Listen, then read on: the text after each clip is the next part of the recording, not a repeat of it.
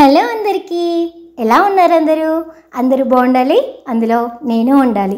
ఈ మధ్య మన ఛానల్లో వ్లాగ్స్ చూడక చాలా రోజులు అయిపోయింది కదా. మళ్ళీ ఇవాళ ఎందుకో వ్లాగ్ షూట్ చేయాలి అనిపించిందండి.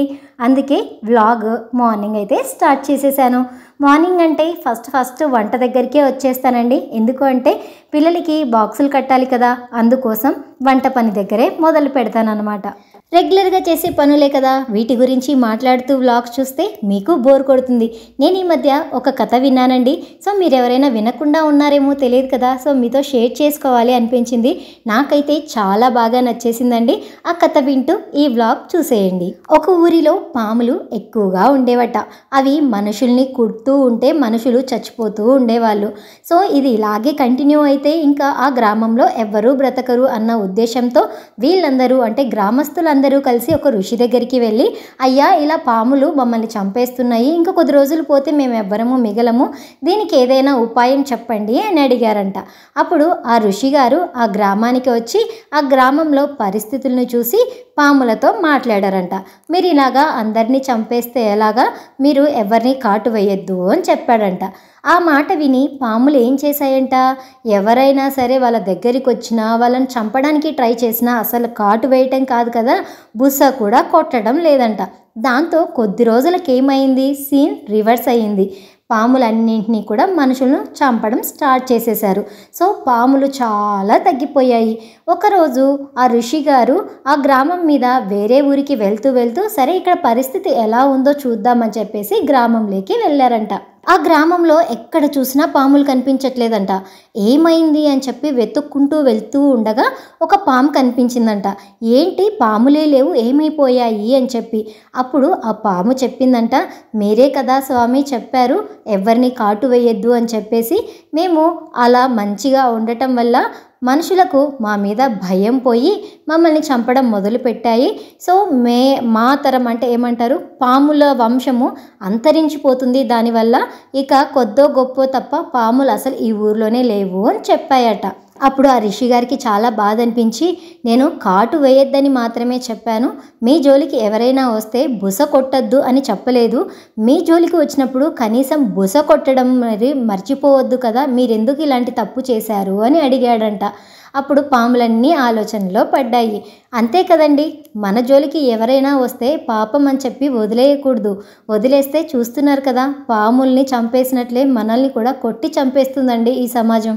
మన జోలికి ఎవరు రానంత వరకు మనం వాళ్ళని ఏమీ అనకూడదు. కానీ మన జోలికి వస్తే వాళ్ళ పని పట్టాల్సిందే, లేకపోతే ఈ ప్రపంచంలో బ్రతకనివ్వరు కూడా. సమాజంలో తిరగబడకుండా వాడి పాపాన వాడు పోతాడు అనే వాళ్ళని చేతగాని వాళ్ళలాగా చూస్తున్నారు. కాబట్టి మన జోలికి వస్తే ఎవరిని వదిలిపెట్టకూడదు అన్నది మనం నేర్చుకోవాల్సిన నీతి. ఈ కథ ఎలా ఉంది అన్నది కామెంట్ సెక్షన్లో మెన్షన్ చేయండి. నా పని కూడా ఆల్మోస్ట్ సగం అయిపోయింది. ఇవాళ నేను బాక్సులేకి అన్నము, పప్పు అలాగే బీట్రూట్ తాలింపు చేస్తున్నాను. వీళ్ళు స్కూల్కి వెళ్ళిన తర్వాత రసం కూడా పెట్టాలి. అలాగే వాటితో పాటు స్నాక్ బాక్స్ కూడా రెడీ చేసేస్తున్నానండి. మా పెద్దోడు ఈ ఇయర్ స్కూల్లో ఐఐటీలో ఉండటం వల్ల వాడికి 2 రకాల స్నాక్ బాక్స్ పెట్టాల్సి వస్తుంది. ఒకటి వచ్చేసి కోవా బ్రెడ్ పెట్టాను. కోవా బ్రెడ్ అనేది మా ఊర్లో చాలా ఫేమస్ అండి. మేము చిన్నప్పటి నుంచి తినేవాళ్ళం. అయితే ఈ బ్రెడ్ యూస్ చేసేవాళ్ళం కాదు. మీరు వీడియోలో చూశారు కదా, బ్రెడ్ స్లైసెస్ అవి యూస్ చేయము. బన్స్ ఉంటాయి కదా, ఆ బన్స్లో కోవా పెట్టి తినేవాళ్ళం అనమాట. సూపర్గా ఉంటుంది టేస్ట్. ఈ టేస్ట్ మీలో ఎవరికైనా తెలిసి ఉంటే ఖచ్చితంగా కామెంట్ చేయండి. మాకు కూడా ఈ రెసిపీ అనేది తెలుసు అని చెప్పేసి. సో వాడికి ఒక స్నాక్స్ అయితే కోవా బ్రెడ్. కోవా కూడా హోమ్ మేడ్ అండి, నేనే చేశాను అనమాట. ఆ తర్వాత ఇంకో స్నాక్ కావాలి కదా, పప్పాయ కట్ చేసి శ్రీకర్కి సాత్వికి ఇద్దరికి కూడా బాక్సులలో వేసేసాను. కానీ శ్రీకర్ కూడా నాకు పప్పాయ వద్దు అని చెప్పేసి వాడికి ఒకటే స్నాక్ కదా, వాడు కూడా కోవా బ్రెడ్డే పెట్టించేసుకున్నాడు. పప్పాయ ఇంకా కొంచెం ఉంది కట్ చేయాల్సింది, బట్ నాకు ఇక్కడ స్టవ్ పైన ఎక్కించాల్సిన ఐటమ్స్ కూడా ఉన్నాయి. పొయ్యి ఖాళీగా ఉండదు. పొద్దున 6ంటికి మనం స్టవ్ వెలిగిస్తే కంటిన్యూగా దానిపైన ఏదో ఒకటి కుక్ అవుతూనే ఉంటుంది. సేమియా కూడా అయిపోయిందండి, దించేసాను. సో బీట్రూట్ కూడా ఆల్మోస్ట్ ఉడికిపోయింది, అన్నం కూడా రెడీ అయిపోయింది. సో స్టవ్ ఖాళీ అవుతుంది కాబట్టి నేను పప్పుని స్టవ్ పైన ఎక్కించుకోవటానికి పప్పుకు సిద్ధం చేసేసుకుంటున్నాను. మనోడు జస్ట్ ఇందాకే లేచాడు, బాత్ చేసి రెడీ వచ్చేసాడనమాట. సో వాడికి టిఫిన్ పెట్టిస్తూ ఉన్నాను. ఇంకా తర్వాత పప్పు విజిల్స్ కూడా అయిపోయాయండి. జస్ట్ ఇక్కడ పోపు వేసుకొని మన సార్కి బాక్స్ మనమే ప్రిపేర్ చేయాలి అనమాట. మా ఇంట్లో అందరి బాక్సులు నేనే కట్టాలి, మా వారు కూడా వారి బాక్స్ కట్టుకోరు, అన్ని బాక్సులు మనమే సర్దుకోవాలన్నమాట. ఇవాళ మీ రోజు ఎలా స్టార్ట్ చేశారు, ఎలా మీరు లంచ్ బాక్సులు రెడీ చేశారు, ఏమేం వంటలు చేశారు, ఎంత వెరైటీస్ చేశారు, ఇవన్నీ కూడా మీరు నాతో కామెంట్ సెక్షన్లో మాట్లాడొచ్చండి. Feel free to share anything, ఓకేనా. సో ఇలా అయితే పోపు వేసేసుకొని పప్పుకి రెడీ చేసేసుకుంటున్నానండి.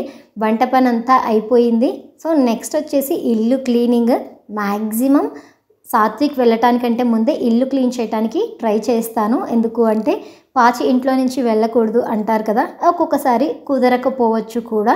సో మ్యాక్సిమం అయితే ఇలా ట్రై చేస్తాను. పనంతా అయిపోయిన తర్వాత నా ఫేవరెట్ ప్లేస్లో కూర్చొని చక్కగా ఒక టీ తాగితే ఉంటుంది.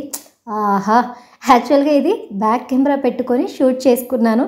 నా హెడ్ కనిపిస్తుందా లేదా అన్న విషయం నాకు అప్పుడు తెలియదు. జస్ట్ ఇప్పుడు వీడియో ఎడిటింగ్ చేద్దామని వీడియో ఓపెన్ చేస్తే అర్థమైపోయింది ఇక్కడ నా హెడ్ కనిపించట్లేదని. సరే ఓకే, నో ప్రాబ్లం అని చెప్పి అలాగే అప్లోడ్ చేసేస్తున్నానండి. నాకు ఇలా నేచర్లో కూర్చోవడం అంటే చాలా ఇష్టం అనమాట. ఎంతసేపు అయినా సరే అలా కూర్చుండిపోతాను, చాలా హాయిగా అనిపిస్తుంది. అలా కూర్చొని ప్రశాంతంగా చాయ్ బిస్కెట్స్ తింటూ చాయ్ తాగుతూ నేచర్ ఎంజాయ్ చేస్తూ ఉన్నాను. మనోడు వచ్చి ఏదో అడుగుతూ ఉన్నాడు. ఇదైతే మా ఇంట్లో ఎప్పుడు జరిగేదే లేండి. మనం ప్రశాంతంగా కూర్చుందాం అనుకుంటాం, బట్ ఏదో ఒకటి పనో లేకపోతే ఇలా పిల్లల గొడవ ఏదో ఒకటి స్టార్ట్ అయిపోతూ ఉంటుంది. ఓకేనా, ఇవాల్టి వ్లాగ్ అయితే ఇదేనండి. మరొక మంచి వ్లాగ్తో మీ ముందుకు వస్తాను. Until take care, bye bye. నేను మీ స్వర్ణలత.